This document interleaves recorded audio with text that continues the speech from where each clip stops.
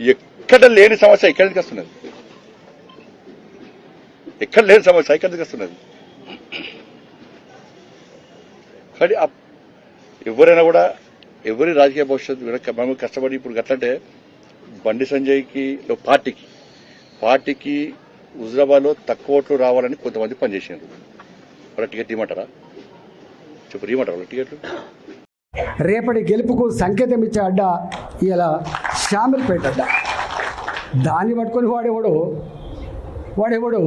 వాడు సైకోనా, శాడిస్టా, వాడు మనిషా, పశువా, వాడు ఏ పార్టీలో ఉన్నాడు, వాడు ఎవరి అండతో ఆ ధైర్యం చేస్తున్నాడు, వాడిని నేర్చుకోవాలి.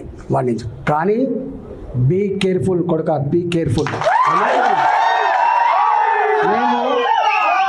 మేము శత్రువుతో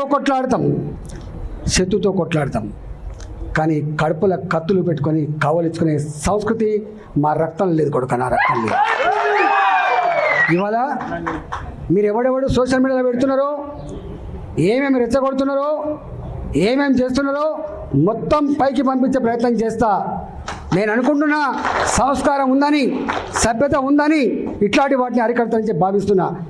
అరికట్టకపోతే నష్టపోయేది ఎవరో అర్థం చేసుకోండి. మీరు నష్టం మాకు కాదు, మాకు ఏం తక్కువ ఉంది?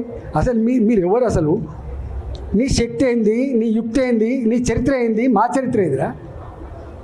2002లో వచ్చిన నా జిల్లాకి, 2002లో వచ్చిన జిల్లాకి 2 సార్లు నేను జిల్లా పార్టీ అధ్యక్షుడిగా పనిచేసిన, నేను 2 సార్లు జిల్లా మంత్రిగా పనిచేసిన. నేను నా అడుగు పడని గ్రామాలు లేవు కరీంనగర్ జిల్లాలో. ఉమ్మడి కరీంనగర్ జిల్లాలో నా అడుగులు పడని గ్రామాలు లేవు.